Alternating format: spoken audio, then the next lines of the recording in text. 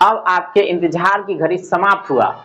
बिहार के युवा छात्र छात्राएं जो बिहार कांस्टेबल वैकेंसी का इंतजार कर रहे थे, उनका इंतजार अब समाप्त हो गया, क्योंकि नया वैकेंसी घोषणा हो गया है। और आज हम इस वीडियो में बात करेंगे उस नए वैकेंसी के बारे में। कई सारे ऐसे छात्र हैं जो हमसे पूछ चुके थे और कह रहे थे कि सर नया वैकेंसी कब आएगा कांस्टेबल का, क्योंकि कांस्टेबल के लिए वो इंतजार कर रहे थे, वेट कर रहे थे। ठीक है, आज मैं बताऊंगा कि ये कितना पोस्ट लेके आया है, इसके लिए क्या प्रक्रिया है, वैसे छात्र जो अभी अभी इंटर पास किए हैं क्या इसके लिए एलिजिबल है, ये सारी बातें हम इस वीडियो में करेंगे। देखिए, चैनल पर पहली बार आया है तो गुजारिश करेंगे सब्सक्राइब कर लीजिएगा और अपने दोस्तों में शेयर कर दीजिएगा, क्योंकि ये जॉब सीरीज है और जॉब सीरीज के अंतर्गत आज मैं बिहार कांस्टेबल के वैकेंसी का जॉब का इंफॉर्मेशन लेके आया हूं, जो कहीं ना कहीं आपके लिए उपयोगी हो सकता है। और हो सकता है आपका दोस्त मित्र है जो बैठे हैं इंतजार कर रहे हैं एक रोजगार के लिए, तो उनके लिए एक रोजगार हो सकता है। देखिए, वर्दी धारण करते हुए देश सेवा करेंगे, आपको रोजगार मिलेगा, तो ये एक शान की बात है आपके लिए। ठीक है, तो चलिए डिटेल्स जानते हैं इसके बारे में और बताते हैं आपको। ये बहुत ही बेहतरीन वैकेंसी है, बिहार की तरफ से लाया जाता है और जहाँ पे इंटर पास छात्र होते हैं वो इसमें जाते हैं, उनकी सिलेक्शन होती है और देश सेवा करने के लिए जाते हैं। तो चलिए बता दें आपको कि न्यू जॉब सीरीज में 19,838 बिहार सिपाही का पोस्ट यानी कांस्टेबल का पोस्ट का सृजन किया गया है। और इसका जो एडवर्टाइजमेंट नंबर है 1/2025। ठीक है, 1/2025 इसका पोस्ट फिर से मैं बता दूं कांस्टेबल का पोस्ट है। ठीक है, 2025 का कांस्टेबल का ये पहला वैकेंसी है। जो फॉर्म भराना आपको स्टार्ट होगा, जैसे कि आप होली खेल लीजिएगा, ये फॉर्म भर लीजिएगा, यानी ये फॉर्म अप्लाई होगा 18 मार्च 2025 से।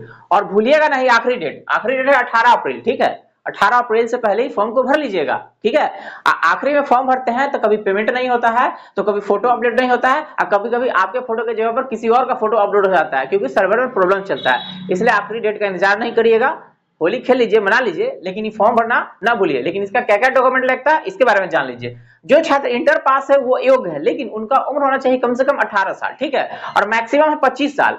अगर आपका 25 साल से ज्यादा उम्र है, आपको छूट चाहिए, नोटिफिकेशन अवश्य पढ़ लीजिए या फिर कमेंट करके हमसे पूछ लीजिए, इस विषय में हम आपको बता देंगे। ठीक है, आपका उम्र होना चाहिए 18 से 25 साल। अगर छूट चाहिए इसमें तो आप नोटिफिकेशन पढ़िए या फिर कमेंट करके हमसे पूछ लीजिए। ठीक है, अब आपको बता दें इसके लिए फीस क्या लगेगा। फीस लगेगा, जनरल और ओबीसी से है तो आपको पहले तो 700 रुपए का चालान करता था, लेकिन इस बार हम देख रहे हैं 675 रुपया ही बताया गया है, लेकिन इसमें हो सकता है जीएसटी आपको मार देगा। ठीक है, और एससी एसटी कैटेगरी से बिलोंग करते हैं तो 150 रुपए का चालान करता है। ठीक है, तो ये है पेमेंट के बारे में। ठीक, और बता दें आपको, जब इसको आप फॉर्म भरेंगे तो आपको क्या योग्यता होना चाहिए। आपने इंटर पास किया है किसी भी संकाय से, साइंस हो, आर्ट हो, कॉमर्स हो, भारत के किसी भी यूनिवर्सिटी से, भारत के किसी भी संस्थान से, तो आप योग्य हैं। ठीक है, तो आप कम से कम इंटर पास हैं तो भर सकते हैं फॉर्म।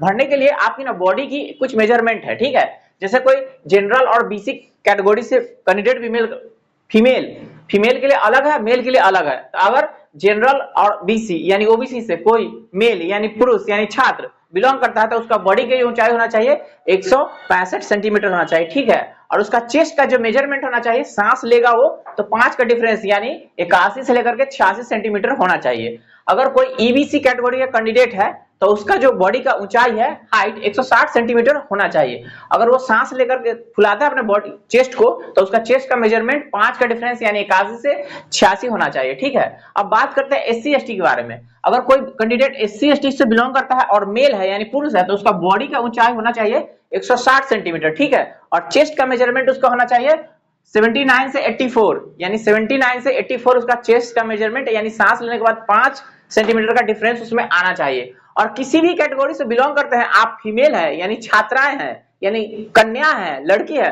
तो उसकी बॉडी का जो मेजरमेंट है उसका 155 सेंटीमीटर है। ठीक है, और छात्रा का ना चेस्ट मेजरमेंट नहीं होता है। ठीक है, तो ये है किसी भी कैटेगरी से बिलोंग करते हैं और फीमेल है तो 155 सेंटीमीटर आपकी हाइट है तो आप योग्य है, फॉर्म भर सकते हैं, आप एलिजिबल है, आपका सिलेक्शन जरूर होगा। और इस विषय में कोई डाउट है, शंका है, कमेंट करके पूछिए, हम आपको इस विषय में जरूर बताएंगे। और वीडियो अच्छा लगा तो लाइक कर दीजिए, दोस्तों में शेयर कर दीजिए। ठीक है, अब आगे की बात बताएं आपको, इसमें ना कुछ और होता है, इसमें और कुछ होता है आपको दौड़। ठीक है, तो दौड़ निकालना है आप अगर किसी भी कैटेगरी से मेल है, किसी भी कैटेगरी से बिलोंग करते हैं तो 1.6 किलोमीटर आपको दौड़ना है। टाइम मिलेगा आपको 6 मिनट। 6 मिनट से पहले मार देते हैं आप तो एक्सेलेंट मानेंगे, आपको अच्छा अंक मिलेगा। ठीक है, तो प्रैक्टिस आपको करना है 1.6 किलोमीटर दौड़ का। ठीक है, अगर आप फीमेल है तो आपको 1 किलोमीटर जाना पड़ेगा, जहां पे टाइमिंग मिलेगा 5 मिनट। अब 5 मिनट से पहले दौड़ लेते हैं तो आपको एक्सेलेंट मिलेगा, अच्छा नंबर मिलेगा। ठीक है, अब गोला फेंक के बारे में बात करें तो गोला फेंक आपको 16 पाउंड का गोला फेंकना होता है और 16 फीट। जितना ज्यादा दूर फेंकिएगा ना उतना ज्यादा आपको मार्क्स मिलेगा, ठीक है, नंबर मिलेगा, ठीक है। अब बात करते हैं फीमेल में, तो वहां पे गोला फेंकना होता है 12 पाउंड का और 12 फीट का, ठीक है। अब बात करते हैं हाई जंप के बारे में। अगर आप मेल कैंडिडेट है यानी पुरुष है, लड़का है, तो आपको ना 4 फीट, कम से कम 4 फीट हाई जंप करना पड़ेगा। इससे ज्यादा मार देते हैं तो वहां पे ज्यादा नंबर मिलेगा आपको, ठीक है। अगर कोई फीमेल है यानी लड़की, उसको ना कम से कम ना 3 फीट जंप करना होता है, ठीक है, और इससे ज्यादा जंप करते हैं तो आपको ज्यादा नंबर मिलेगा। तो ये है सारी इंफॉर्मेशन इस पोस्ट के लिए अप्लाई करने का। अब हम इसके संबंधित एक और बात बताएंगे कि जब आप रजिस्ट्रेशन करने जाएंगे तो क्या करेंगे। देखिए, रजिस्ट्रेशन करने के लिए आपके पास डॉक्यूमेंट क्या होना चाहिए, आपके पास तो आधार होना चाहिए, एक मोबाइल नंबर होना चाहिए और ईमेल आईडी। ये तीनों की मदद से ना आप फॉर्म को रजिस्ट्रेशन करेंगे। अब फॉर्म को फाइनल सबमिट करने के लिए आप मैट्रिक पास है तो उसका मार्कशीट होना चाहिए, इंटर की है तो उसका मार्कशीट होना चाहिए, क्योंकि मैट्रिक इंटर का मार्कशीट ना उसमें डालना पड़ता है नंबर, ठीक है। अगर आप जाति मतलब जाति का छूट लेना चाहते हैं तो जाति उसमें आपको सिलेक्शन करना होगा, कौन सा जाति से बिलोंग करते हैं। लेकिन आप याद रखिएगा, जाति आपके पास नहीं है तो आप बनवा लीजिएगा, ठीक है। आवासीय आपके पास नहीं है तो आप बनवा लीजिएगा, क्योंकि जब वेरिफिकेशन होता है ना ये सब लगता है। अगर आप ईडब्ल्यूएस कैंडिडेट है तो ईडब्ल्यूएस का सर्टिफिकेट ना बनवा लीजिए, ठीक है, क्योंकि एडवर्टाइजमेंट नंबर देख लीजिए और अभी बनवाइएगा तो 2-4-10 दिन में बन जाएगा और आप फॉर्म आराम से भर सकते हैं, कोई दिक्कत नहीं होगा, ठीक है। तो ये सब कुछ डॉक्यूमेंट्स है, सो आप इकट्ठा कर लीजिए, आप फॉर्म भरवाइएगा। जब साइबर पर जाइएगा ना तो हड़बड़ा के फॉर्म नहीं भरिएगा, रजिस्ट्रेशन कर लीजिएगा, एक बार प्रीव्यू करवा के चेक करवा लीजिएगा, मिला लीजिएगा, ठीक है, और तब पेमेंट कीजिएगा। नहीं तो पेमेंट कर दीजिएगा, कोई गलती रहेगा तो एडिट करने का मौका नहीं देता, आपका पैसा चला जाएगा, ठीक है। तो इसलिए आप हड़बड़ाइएगा नहीं, अच्छा से नाम स्पेलिंग चेक कर लीजिएगा, क्योंकि नौकरी वाला बात है, ठीक है। तो चेक कर लीजिएगा तो फॉर्म को सबमिट कीजिएगा ताकि आपका सिलेक्शन पक्का हो, ठीक है।